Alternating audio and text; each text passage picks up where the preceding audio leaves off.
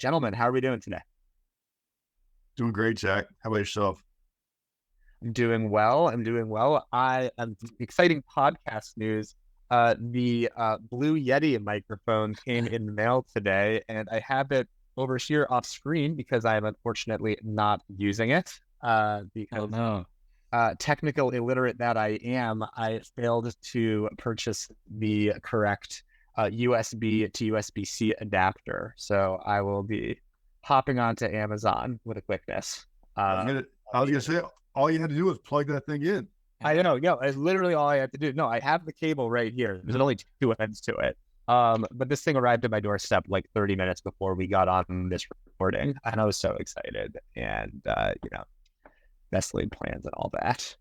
But next week I'm gonna be just beautifully recorded. I mean, like it hurts. It's gonna be incredible. You're gonna be blue. We're gonna hear I'm gonna everything. be, I'm gonna be a Yeti. It's gonna be great. Yeah, precisely.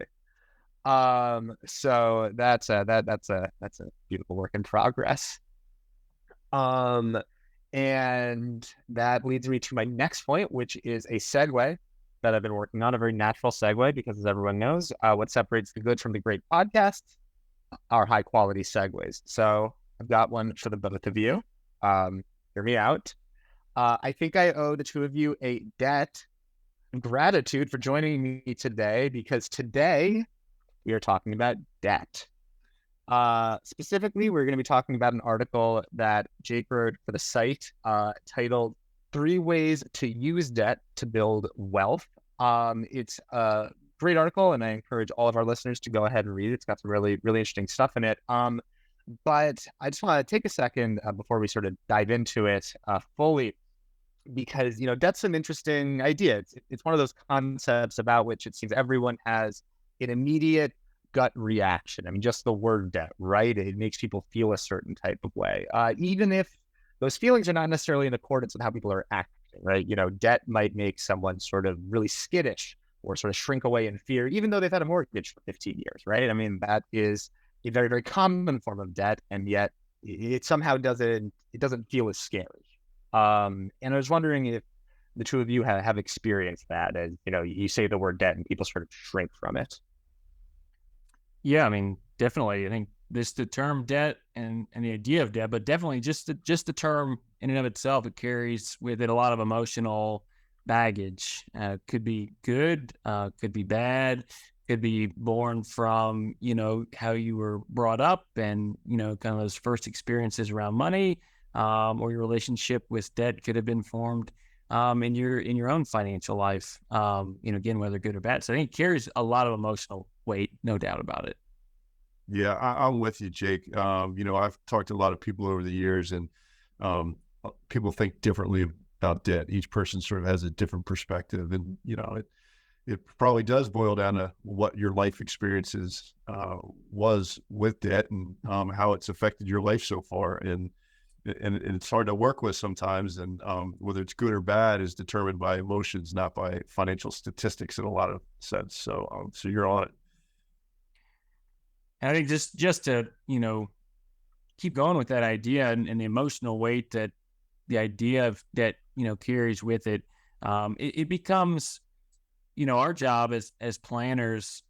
We can focus on just the numbers and the statistics and just look at it in that kind of clinical way, or we can also look at it from that emotional side as well to gain an understanding of where someone's coming from. And a lot of times the best solution for clients is a mixture of the two. So it's something that is emotionally comfortable based on their experience and relationship with debt, but also, makes sense as far as the numbers are concerned. Definitely. And, what was also interesting as I was, reading through the article ahead of this, was, the idea of, good debt versus bad debt. I think, everyone is, I think, familiar with, that method of categorization, right? People, have an idea of what good debt is and have an idea of what bad debt is. And it's interesting because it seems like that's one of the few topics within the advisory space where we make such blunt distinctions, right? Normally a lot of questions are, answered with an it depends. And there are, there's an obvious good answer and obvious bad answer. That's probably not the case. But with that, it seems like people are more comfortable breaking it down into those normative categories, good and bad. And I was wondering if you might be able to sort of shed a little light on why we're more comfortable making that kind of distinction with that. Well, I think right away, I mean, debt is for so many folks, it's directly tied to morality in some ways. And so I think having these terms out there, good debt and bad debt, they convey some sense of morality along with the use of debt. And I think that just comes from, again, that relationship a lot of people have with debt. Yeah, I'm curious what we're defining as good debt versus bad debt. Is it credit card debt is the bad debt? Is that what we all agree upon here? Or high interest rate? Does high interest rates define the bad debt?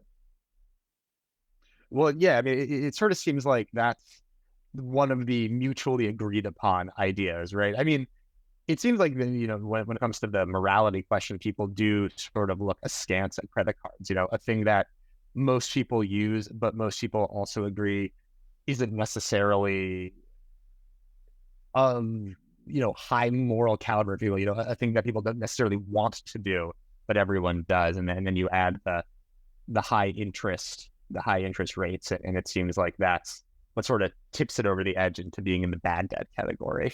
Um, Yeah, maybe it's the lenders that define the bad debt also. Like, credit card lenders just sort of are categorized as companies that are trying to take advantage of people. And so maybe that's the categorization there combined with the high interest rate, what it's used for.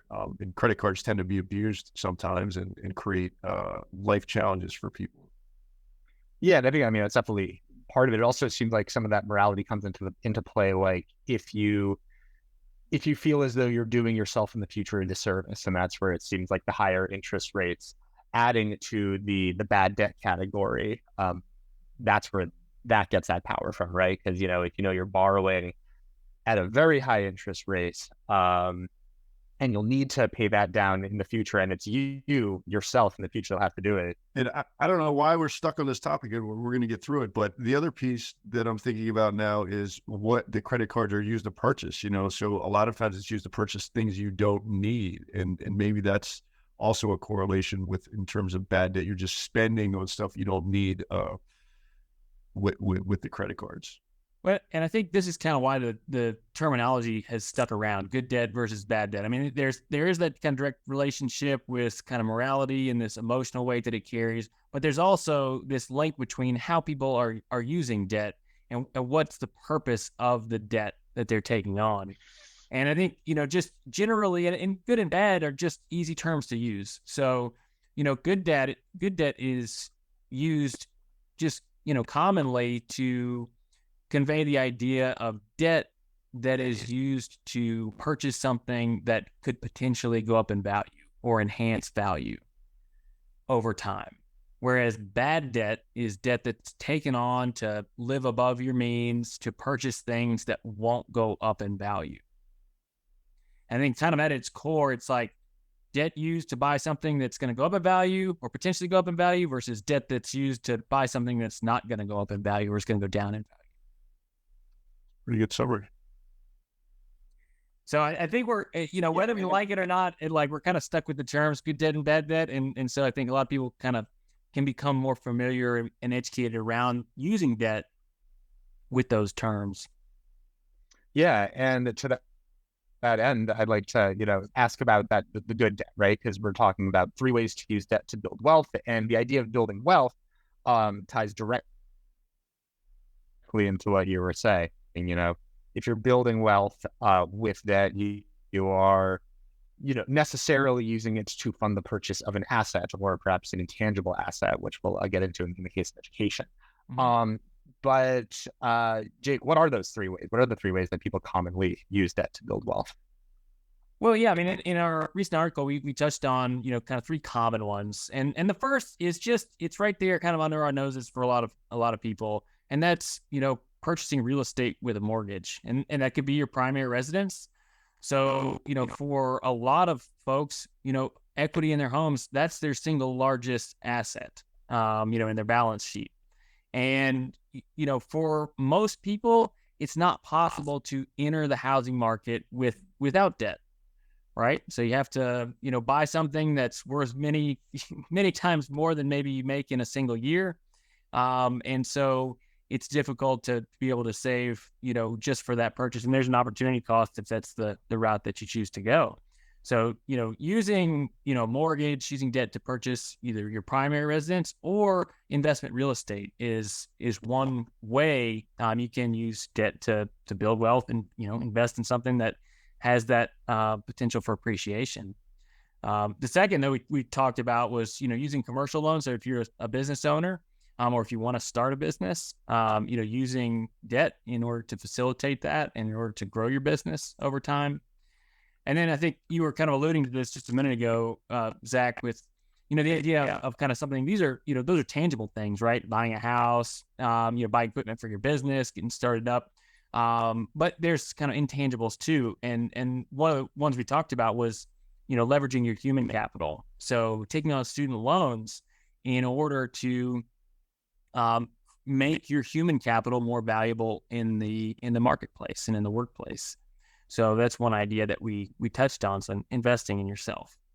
Yeah, and I'm interested when clients come to the two of you and they ask about using debt, especially in these three ways, mortgage, education loans, student loans, and commercial loans if they're business owners. Do they come to you with the understanding already that, this can be a good thing, that, this may indeed be a very good idea to use debt in this manner? Or are they a little still debt shy even about these uses? I guess I would say I don't get a lot of the good debt versus bad debt. The question that I get a lot is, should I pay this debt off with the cash that I have available here? And it boils down a lot of times to the mortgage. Should I pay my mortgage off or should I keep it?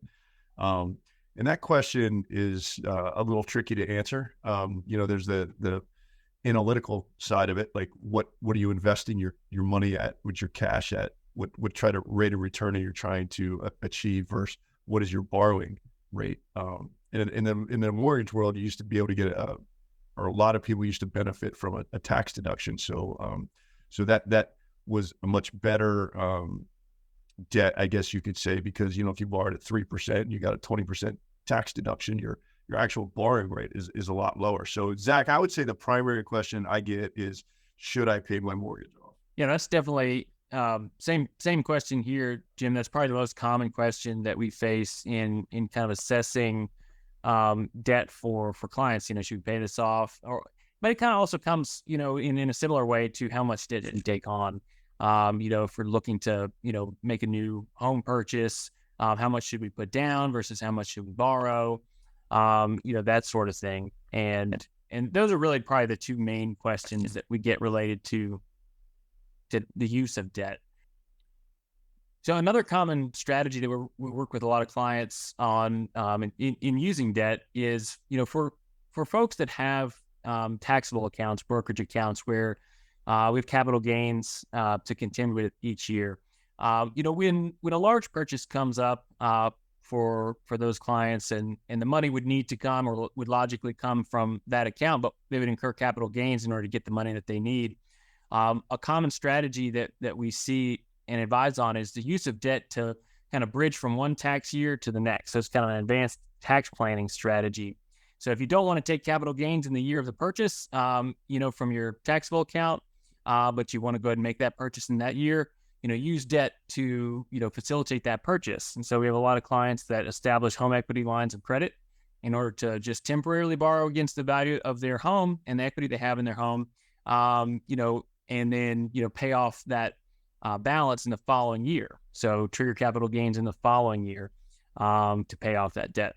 Another strategy that is available, but which we less commonly use, is the ability for clients to borrow against assets in their taxable account or in their portfolio. And most commonly for that same type of situation where you have a purchase to make in 1 year, but you don't want to, for tax reasons, take the capital gains required to, get the cash you need in that year. So you kind of create that bridge for yourself to make the purchase, um, by borrowing against assets in your portfolio, and then paying it back the following year. But It, that certainly requires, a good bit of planning, to get to that point.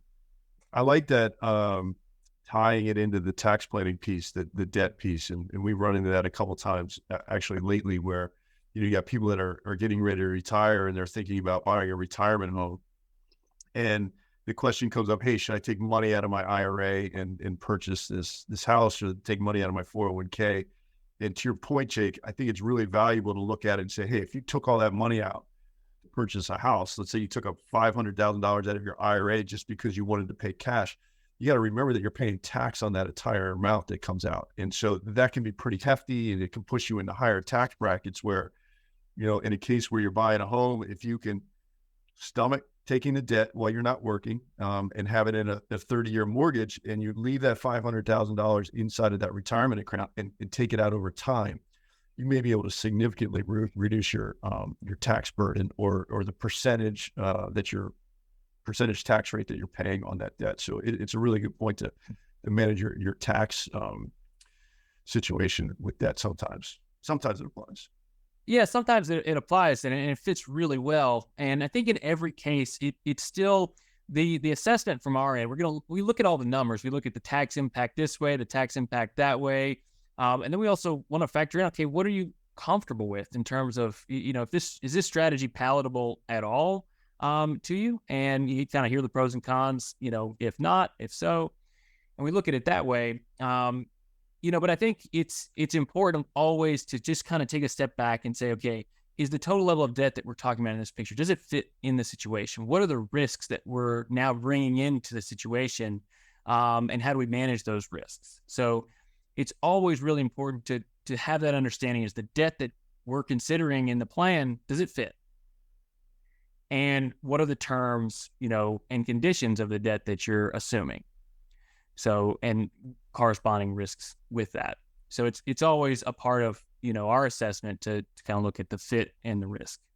One of the questions I just wanted to go back to, Jake and Jim, which is something that you were saying is a common debt question that you receive from clients is, should I pay cash versus should I take on debt if there is some purchase that they're going to make where, they have the option to do either, and they want to figure out what's the most optimal way forward. And I know that, individual answers are always based on individual circumstances. But in general, when you're thinking about that question, what are the variables that you're considering that would point you in one way versus the other? I guess I would start first of all by looking at the borrowing rate. What's the borrowing rate on the money that you're trying to access, and the lower that rate is, the I don't want to say better, but the more, let's say better, the better use of, you might be able to take your money and use it and earn in more, a higher rate of return. So the rate really matters. And then I would say if it's an asset like a house that you really want to own, then it's just having the ability to pay cash. Do you have the liquidity to take this money and use it to purchase that asset? So start with the rate. And then the ability, and I guess you could throw liquidity in there too. Like if you use all this cash, what if you need cash?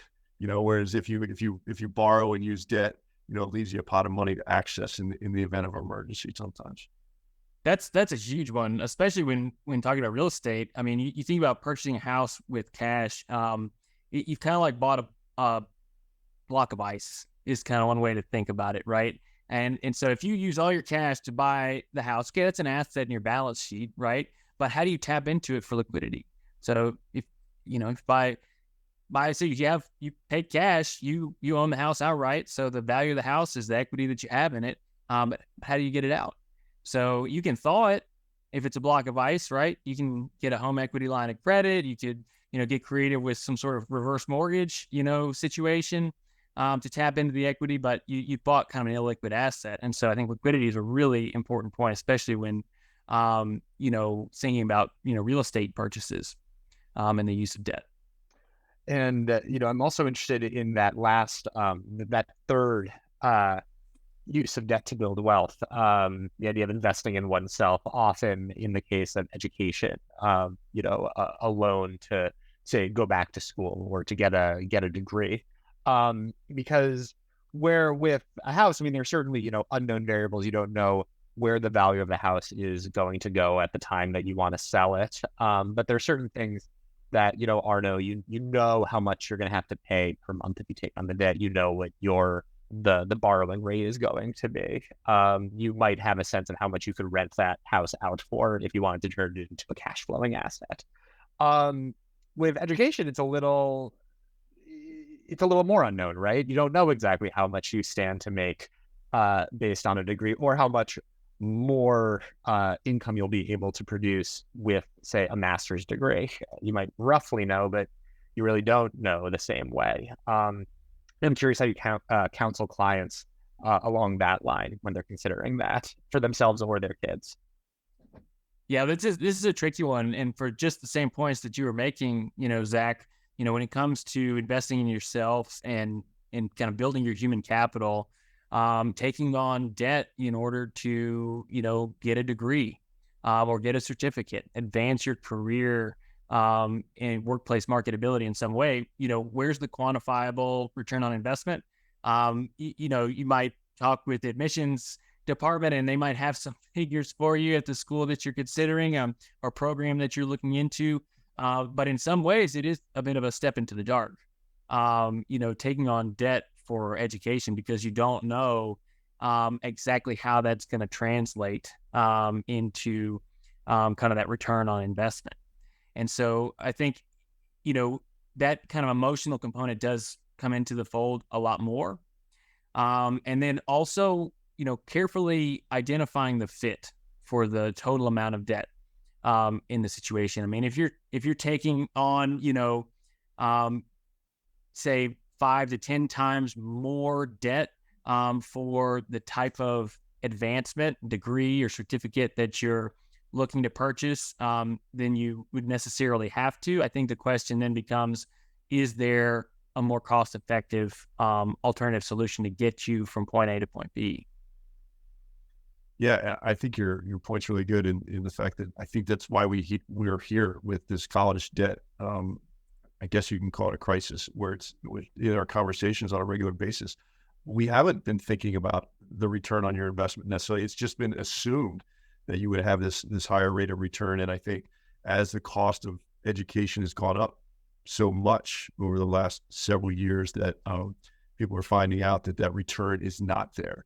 And so what's the answer? Do you limit your choices in education? Is more education about the debt you're about to take on better? I can tell you, I'm in that process with college age children, and you got to go through those FAFSA debt education questionnaires, and to me they're sort of worthless. I mean, it's there, you answer the questions, but you're about to go to college, and so you're not really tying them together. I don't think people are really correlating the fact that they're going to have to pay this money back, especially young kids. To think about that at 18 is really, really challenging to do. And it's up to the parents a lot of times to figure that out. And a lot of times that's tied to that emotional concept we've talked about earlier, where I want my kid to go to college, whatever college they want to, is a big topic of discussion. And it plays into the fact there's competition about it. There's